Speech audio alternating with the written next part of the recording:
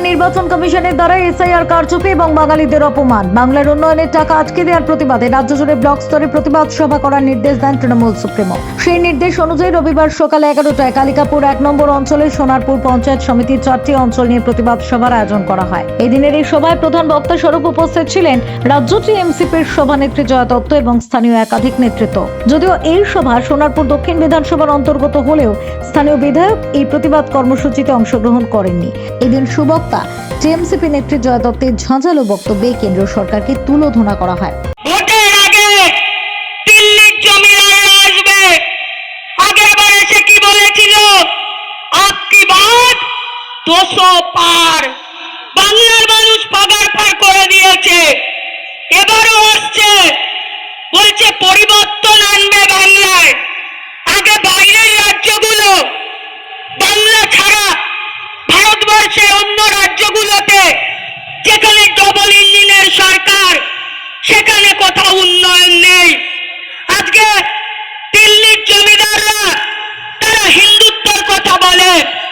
হিন্দু ধর্ম তাদের কাছ থেকে শিখতে হবে।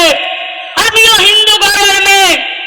আমি কি খাবো, আমি কি পরবো, আমি কি ভাষায় কথা বলবো, সেটা নরেন্দ্র মোদীর থেকে আমরা শিখবো না।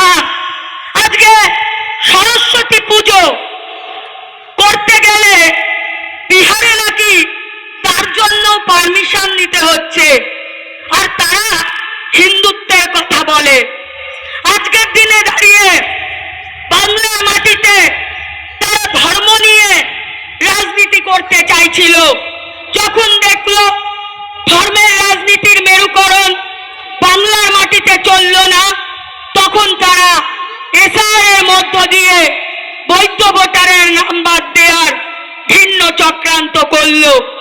এই বাংলার মাটিতে আমরা হিন্দু মুসলিম খ্রিস্ট ঈসাই এক এবং অভিন্ন। আমরা একে অপরের পরিপূরক। দিল্লির জমিদাররা যদি মনে করে বাংলার মাটিতে ধর্মের সুরসুরি দিয়ে দাঙ্গার আগুন লাগাবে, আমি দায়িত্ব নিয়ে বলছি, যদি ওরা দাঙ্গার আগুন লাগাতে চায়, তৃণমূল কংগ্রেসের ভাইরা তাদের রক্ত দিয়ে আগুন নেভাবে। বাংলার মাটিতে আজ পর্যন্ত দাঙ্গার আগুন জ্বলেনি, আগামী দিনেও জ্বলবে না। আমরা সকলে এক এবং অভিন্ন হয়ে তৃণমূল কংগ্রেসের পতাকা নিয়ে আমরা এগিয়ে যাব। তাই আমি আপনাদের বলবো, কেন্দ্রীয় সরকার বিজেপির দালালরা বিভিন্ন সময় বিভিন্ন ভাবে বিভিন্ন রকম চক্রান্ত করবার চেষ্টা করবে। আমাদেরকে ঐক্যবদ্ধ থাকতে হবে। তার কারণ এই বাংলার মাটিতে লাভ ছাড়া ক্ষতি নেই, মমতা ব্যানার্জি ছাড়াও গতি নেই। ব্যুরো রিপোর্ট, সোনারপুর বার্তা।